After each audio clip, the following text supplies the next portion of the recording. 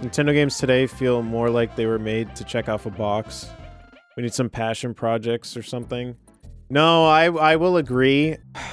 I don't know. I kind of feel like what it was that this is like... This is probably like tinfoil hat Nintendo type conspiracy or like theory. But I feel like what happened was we got to a point where the Switch was so successful that they literally went, okay, well, we need stuff for the next console to like drive people to get the next console. That I feel like there were a lot of projects that were just like dropped or like not dropped, sorry. Like projects that were moved over and then we got some of the scraps. There is no way, I stand by this. There is no way that they saw Mario Golf Super Rush and went, that is absolutely ready to ship and it looks amazing and everyone's going to love it. There is literally no way. There's just no way. Even if you enjoy the game, the menu alone was so bad, it's not even funny.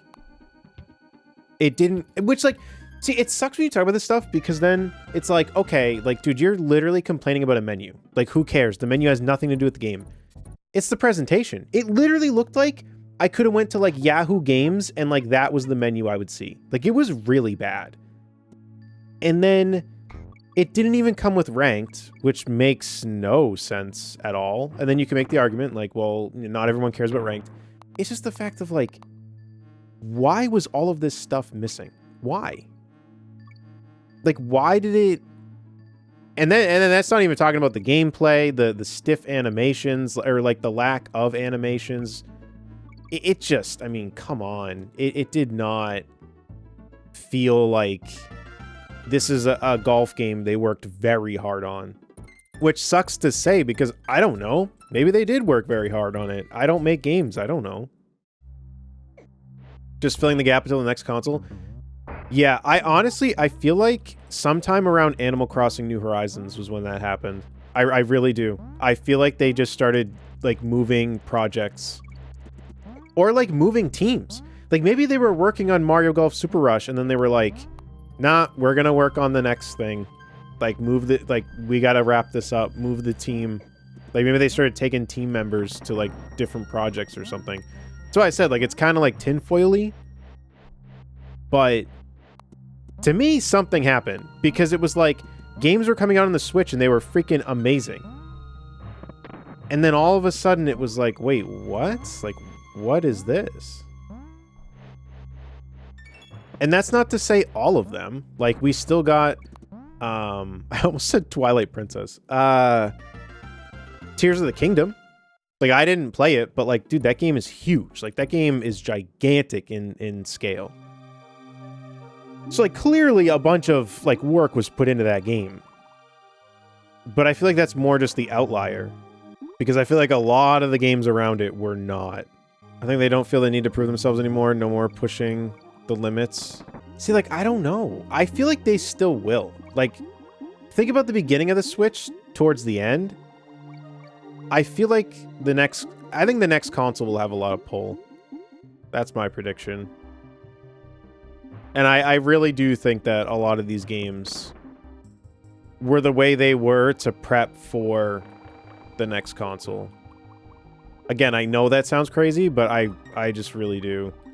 The amount of games that came out that were like very questionable on the second half of the Switch's lifespan, I feel like it's just too many.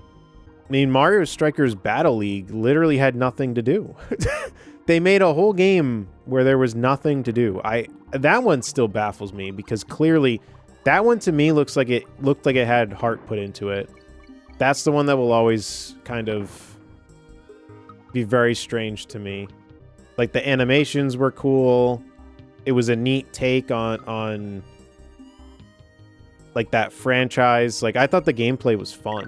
Like was it different from Strikers and stuff like that? Like yeah. But I thought it was fun. Oh, that's true. The new Mario Party is an outlier. That is very accurate, actually. I think Jamboree is a contender for best Mario Party, and I'm not just saying that. I genuinely think it might be the best Mario Party. And what's cool about that too is finally there's a game where it doesn't sound like I'm just being like, oh, games aren't like they used to be, because like finally there's a game where like I have been playing Mario Party since it started coming out, and I think Jamboree might be the best in the series. Like, thank goodness that's finally happened. It might be the first time you get a Mario Party game, but I could do nothing but recommend that game. That game, I think, is very well worth it. There's enough stuff to do on your own and with the online play that, like, I think it's well worth it.